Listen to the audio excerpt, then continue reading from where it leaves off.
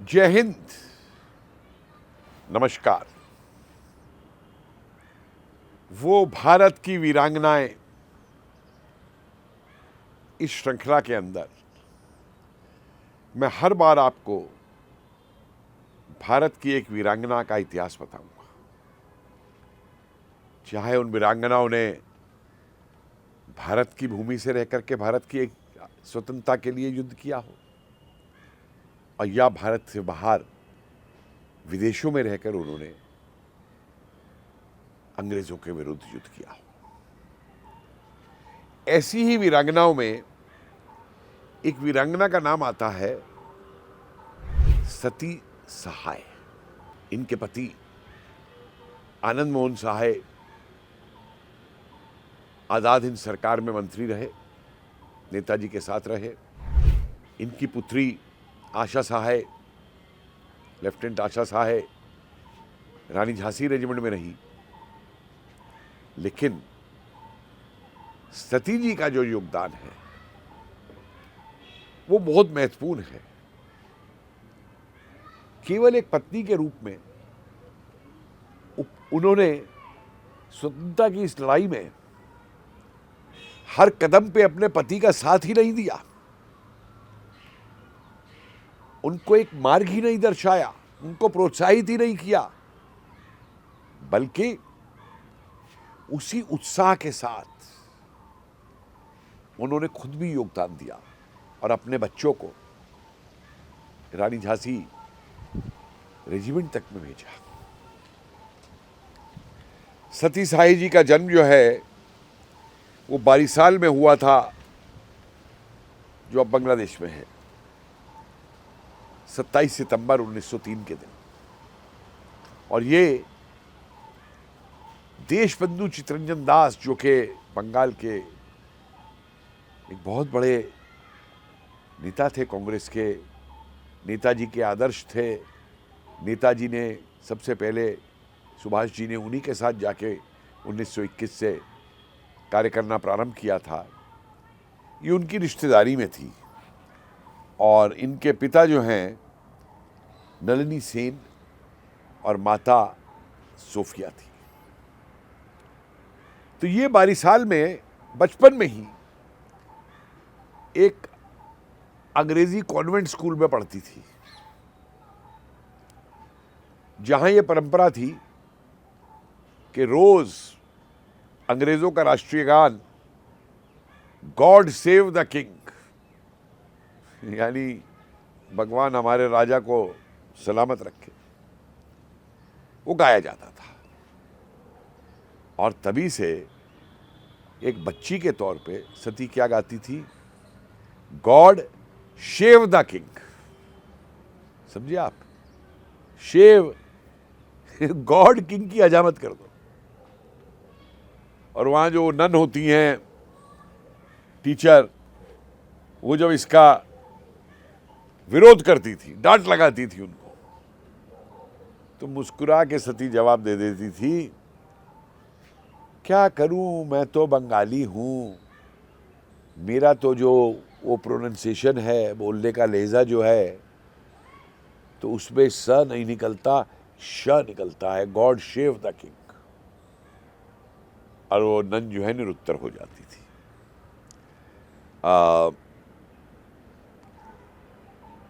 शीघ्र ही सती सेन गुरुदेव रविंद्रनाथ टैगोर जी के पास शांति निकेतन में चली गई थी और विश्व भारती विश्वविद्यालय में उन्होंने शिक्षा प्राप्त करनी प्रारंभ की। यहीं उनकी मुलाकात आनंद मोहन सहाय जी से हुई।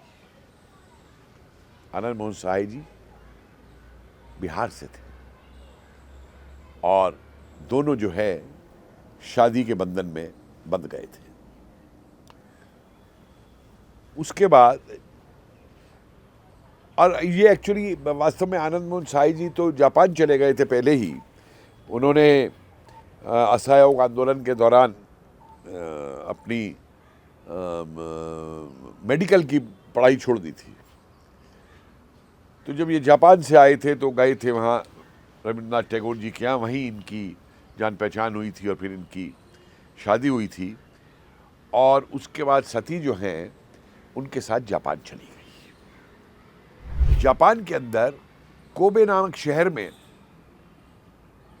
इन पति पत्नी ने एक इंडियन लॉज करके रहने के स्थान की स्थापना की, जहां पे भारतीय युवाओं को विशेष तौर से क्रांतिकारियों को रहने का स्थान दिया जाता था। क्योंकि आपको मालूम होना चाहिए कि गदर पार्टी के बहुत से क्रांतिकारी जो हैं, जब उनमें अमेरिका में, कनाडा में उधर जातियां की गई तो वो लोग जापान चले गए थे। और भारत से भी निरंतर कई क्रांतिकारी जो हैं, वो जब उनके वारंट वगैरह इशू होते थे तो अपने संघर्ष को जारी रखने के लिए चुपचाप निकल जाते थे और वहाँ पे वो करते थे। आपको याद होगा कि रास बिहारी बोस भी जब उन पे लाहौर कॉन्स्पिरेसी केस और वो सब चला था तो वो भी जापान चले गए थे। और आनंद मोहन साहे और रास बिहारी बोस जो है वहाँ पे ये साथ मिलकर कार्य कर रहे थे।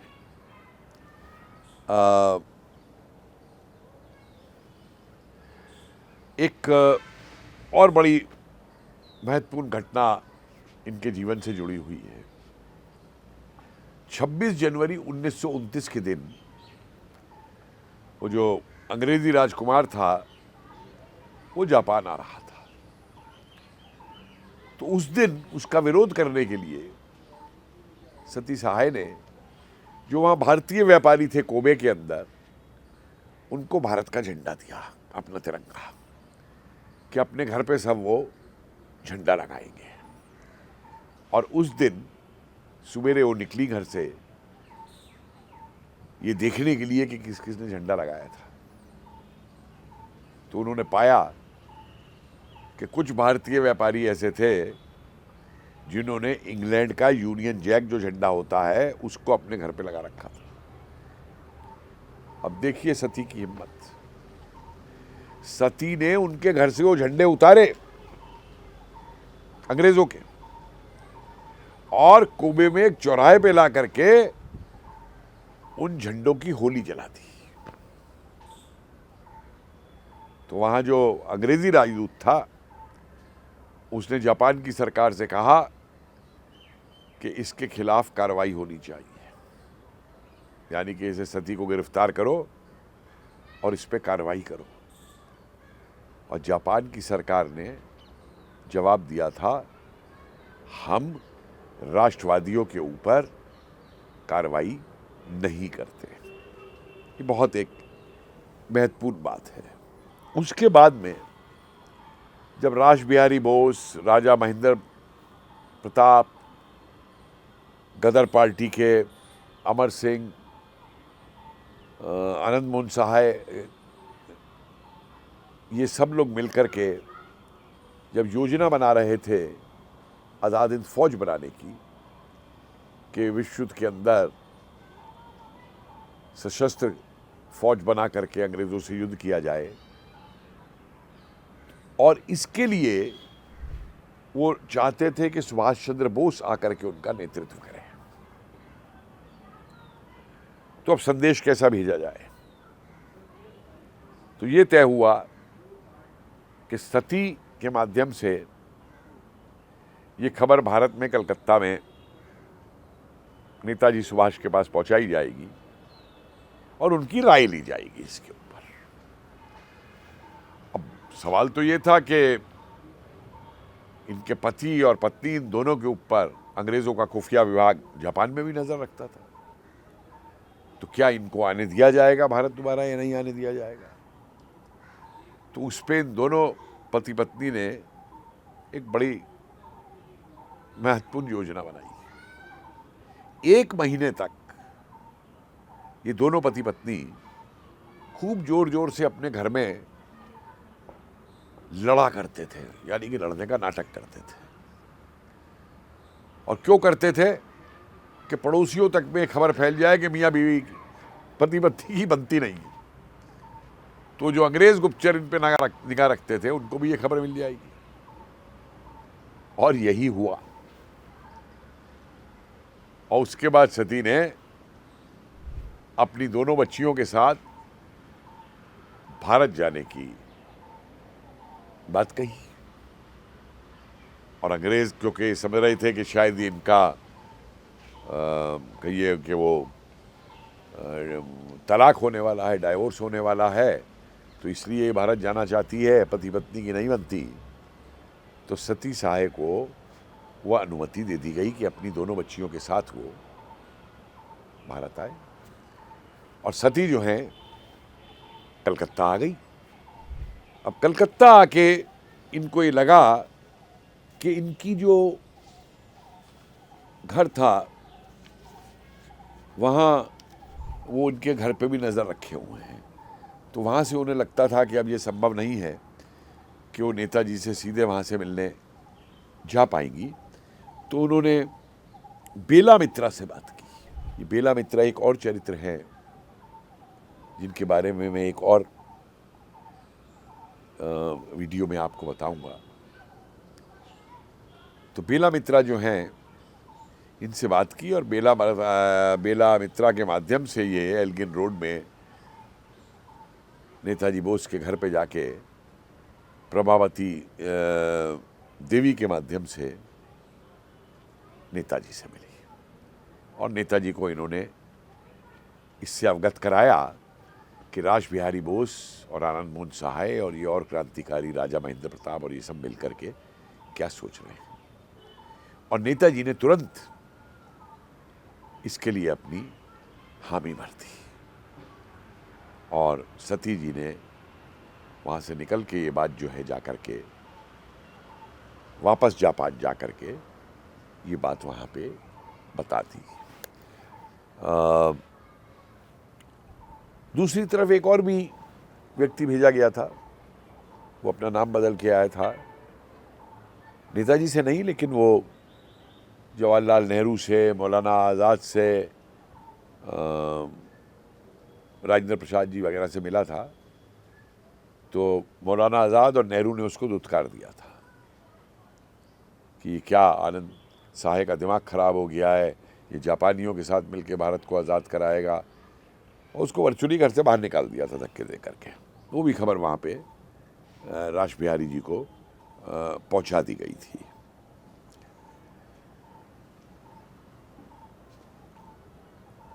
उन्नीस सौ 43 में जब नेताजी जापान गए तो सती साहे की मुलाकात होती है नेताजी से और अपने दोनों बच्चियों के साथ वो उनसे मिलने गई। और सती साहे ने नेताजी के चरण स्पर्श करने के लिए हाथ आगे बढ़ाए। और आप हैरान होंगे कि नेताजी ने तुरंत पीछे हट करके और ये कहिए कि गुस्से में आते हुए एक बात कही जो कि सती जी की बिटिया लेफ्टिनेंट आशा साहे ने अपनी पुस्तक में लिखी। मैं आपको पढ़ के सुना देता हूं। उन्होंने लिखा, मतलब जैसे ही सती जी ने वो उनके पैर चरण स्पर्श करने की कोशिश की, वो लिखती हैं आशा साहे, सुभाष की मुस्कुराहट गायब हो गई, उनकी आवाज़ सख्त हो गई। उन्होंने मेरी माँ को ये कहते हुए डांटा, ये क्या है सती, क्या तुमने अपने बच्चों को यही सिखाया है कि 100 साल के विदेशी शासन के बाद भी ये झुके रहें? उन्होंने हमें सीधा खड़े होकर जय हिंद बोलने को कहा। सुनिए, उन्होंने हमें सीधे खड़े होकर जय हिंद बोलने को कहा। हम सब सीधे खड़े हो गए और हमने जय हिंद कहा। तो यहीं से आप समझ सकते हैं कि नेताजी क्या चाहते थे। अभी तक नेताजी ने रानी झांसी रेजिमेंट बनाने की घोषणा नहीं की थी। हालांकि पनडुब्बी में आते हुए उन्होंने साफ ये बात लिखवा दी थी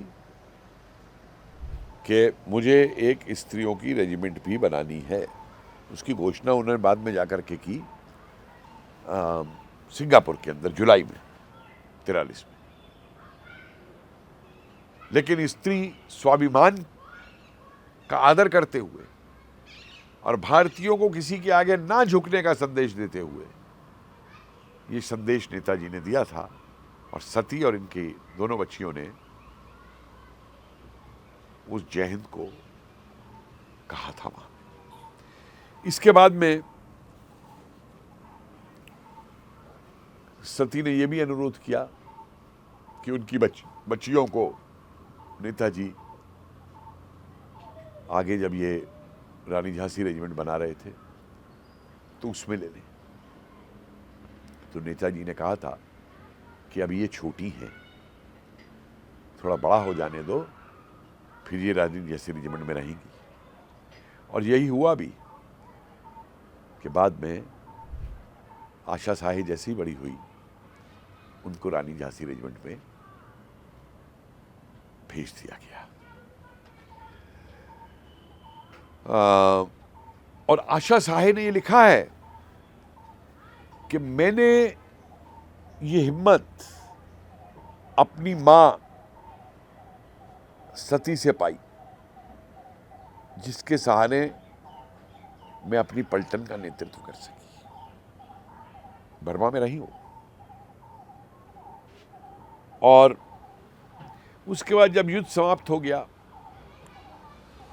तो वहीं इनका जो घर था टोक्यो में, वहां पे इन्होंने टोक्यो कैडेट्स को शरण दी। ये टोक्यो कैडेट्स वो बच्चे थे जिनको नेताजी ने टोक्यो भेजा था भारतीयों के बच्चों को वायुसेना की ट्रेनिंग लेने के लिए। तो अब वो युद्ध खत्म हो गया, जापान ने सरेंडर कर दिया, तो ये तो अनाथ हो गए थे। तो इनको बच्चों को अपने घर में शरण दी। और इसी समय वहां पे कर्नल हबीबुर रहमान इनके घर पे आए, वो एक कलश लेके कि ये नेताजी की अस्थियां हैं और उन अस्थियों को फिर वहीं से ले जाके और रनकोजी मंदिर में रखा गया। लेकिन सती जी को ये नहीं मालूम था कि नेताजी की अस्थियां नहीं हैं। उन्हें ये भी नहीं मालूम था कि कोई हवाई दुर्घटना भी नहीं हुई, क्योंकि ये बहुत बाद में जाके साबित हुआ कि कर्नल हबीबुर रहमान तो उस समय नेताजी को एक बचाने के लिए, एक रास्ता देने के लिए कि अंग्रेज़ उनको पकड़ ना पाएँ, तो ये कहानी गढ़ी गई थी। तो वो बेचारी यही मानती रही कि नेताजी की अस्थियां हैं।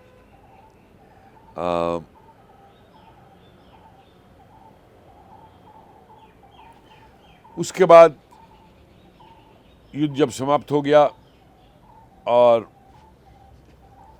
उसके बाद में आनंद साहे भी उस समय, इनके पति वियतनाम में कैद थे। आशा साहे इनकी बच्ची बैंकॉक में मौजूद थी। लेकिन जब आनंद साहे जी को छोड़ा गया तो फिर सती भी बर्मा आई, ये लोग इकट्ठे मिले, आशा भी वहाँ आई, फिर तीनों के तीनों भारत आए और तमाम जगहों पे इनका स्वागत हुआ। इन्होंने कई जगह जा करके आज़ाद हिंद सेना का प्रचार भी किया। गांधी जी से भी मिलने गया था ये परिवार, और गांधी जी को भी लेफ्टिनेंट आशा साहे ने जय हिंद करके सैल्यूट किया था।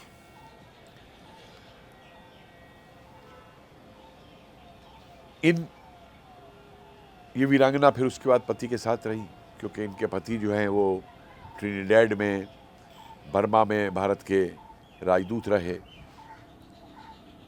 और लेकिन नेताजी के प्रति इनका विश्वास, देश के लिए कुछ करने की क्षमता, दृढ़ संकल्प आजीवन इन्होंने उसको रखा। और इनके बारे में आज़ाद हिंद फौज के एक अन्य मंत्री M.A. अय्यर ने जो लिखा था सती साही जी के बारे में, वो भी मैं आपको बताना चाहूंगा, लेकिन पढ़ के सुनाऊंगा। वह उन अत्यधिक भारतीय बहनों में से एक थी जिनसे मैं मिल पाया। वो उन अत्यधिक बहादुर भारतीय बहनों में से एक थी जिनसे मैं मिल पाया। श्रीमती साहे ने जापान के सर्दी के मौसम में और बमबारी के डर का डटकर सामना किया, और सभी इन परिस्थितियों के बीच उन्होंने पति से दूर होने के बावजूद भी अपने घर को सजीवता से बनाए रखा। और बाकी तो जो कार्य उन्होंने क्रांतिकारियों के लिए किए, वहां पे आज़ाद हिंद सेना के लिए किए, अफसोस ये है कि सती साहे का जिक्र आपको कहीं किसी इतिहास की किताब में नहीं मिलेगा। तो आज साथियों इतना ही। कल फिर आपके सामने आएंगे एक और भारतीय वीरांगना का इतिहास लेकर के। जय हिंद।